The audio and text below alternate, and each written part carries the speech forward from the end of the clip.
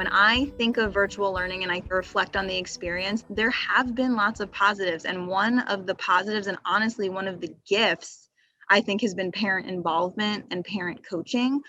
If you think about traditional school, we don't often get to meet with them as frequently and work with them as closely as we do in virtual learning. And so we get to see them every day, some of them. We get to really problem solve and talk through things and check in on how things went, just the following day. And we get so many more updates. We build such close connections and relationships and explain why we do what we do. We do that at open house, but that's like one time. Like now they can see it all the time. Why we play, why are we teaching things through these playful interactions? That's been really nice because we get to, have them along for the journey. With the traditional school, you don't really have a bond or a relationship with your teachers because you just drop your kids off, they do what they need to do during the day, and you pick them up, and that's usually it. And I think with remote learning, you didn't think that it would come out of it, but yes, you develop this relationship with your teachers, your families, and you have a better understanding of what's going on with the family, what resources they don't have or what they do have, what your family dynamic is, and how you can help your families and your students. So I think it opened up the whole new world with parent-teacher, family-teacher relationship.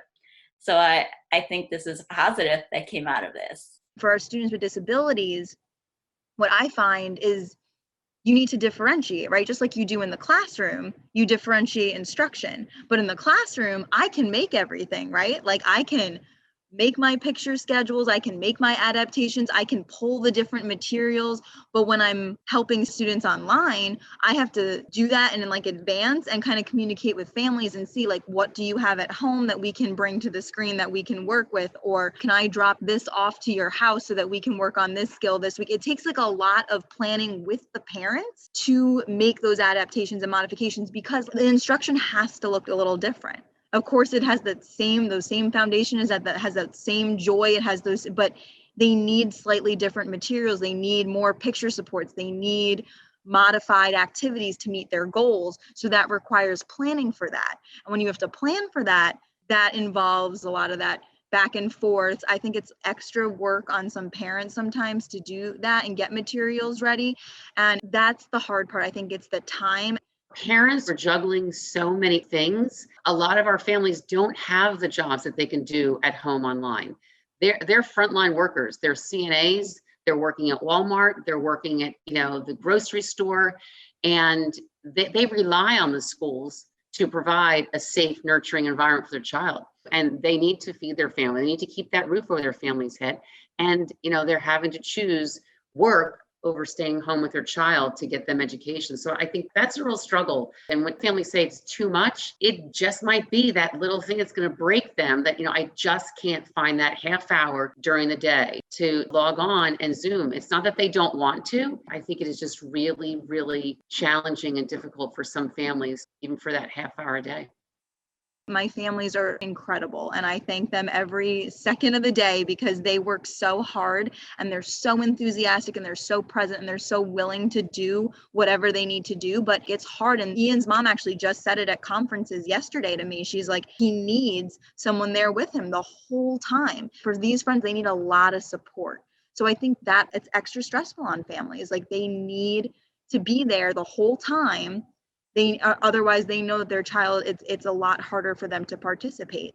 And it does take a lot of coaching. And I feel like I'm still working on talking families through things. And the biggest thing for me is like that shift of like, it's not going to look like how I do it. And it's not going to look like how it will look 100% in the classroom, but like, it's okay. Like, and that's like the biggest thing is like shifting your expectations a little bit.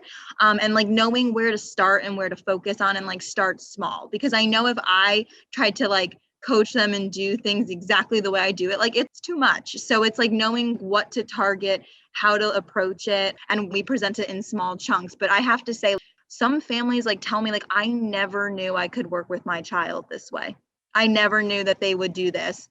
And so like, it is a gift in some ways to have this time coaching parents because sometimes they just need you to show it to them and then they need to see it like in action and be like, I can do that.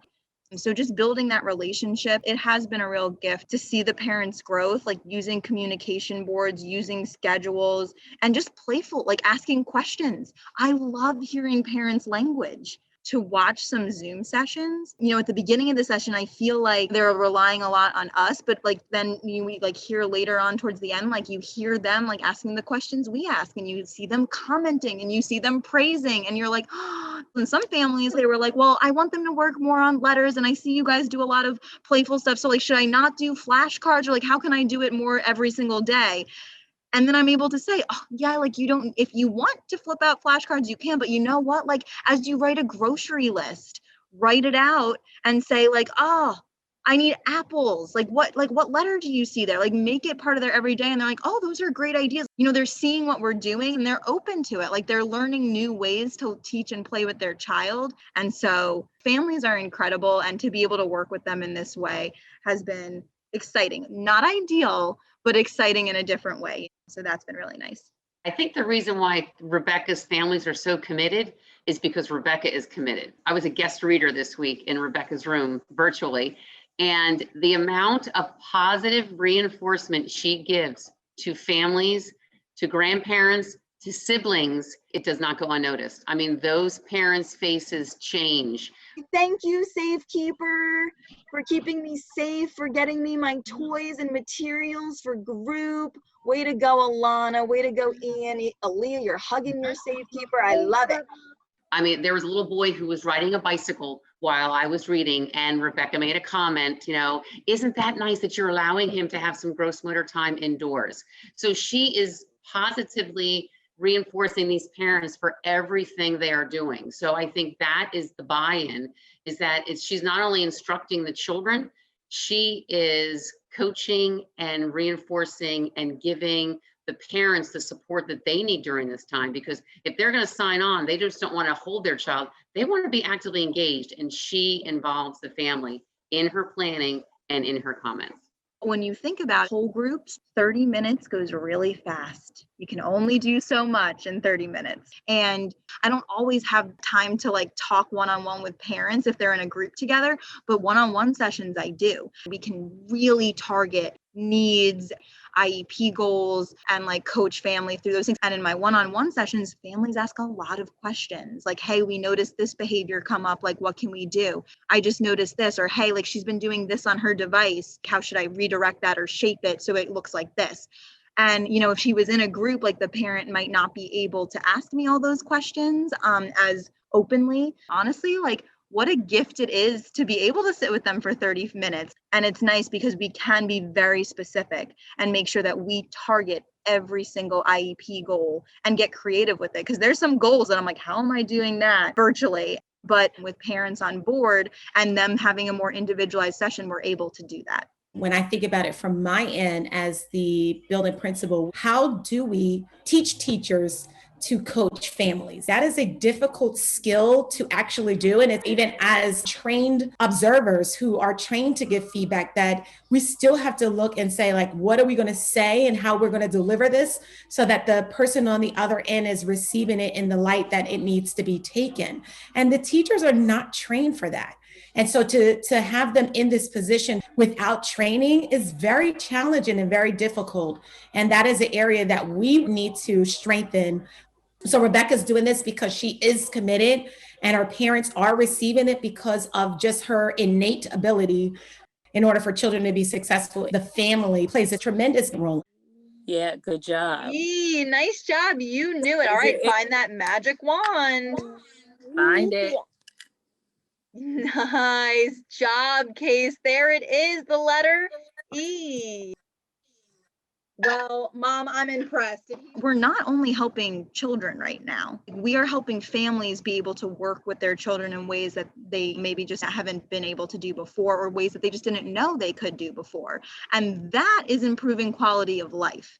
Maybe we didn't realize how important it is. I hope this teacher-family relationship continues because I think it's helpful. You feel like you're part of your child's education, like you are part of what's happening and what's going on, your input and your concerns are being addressed. And I hope it continues even when we do go back to in-person So that has been a silver lining of this whole virtual learning world. It's really helped build stronger relationships and connections with families and allowed us to coach them. And how can we do even more of this coaching and these interactions? Because when you see it work and when you see how strong these relationships can be, like you want more of it. It really has made me rethink parent involvement and parent coaching for the future. This pandemic has really pushed it to the forefront, and I hope that it stays there when we get to come back to in person.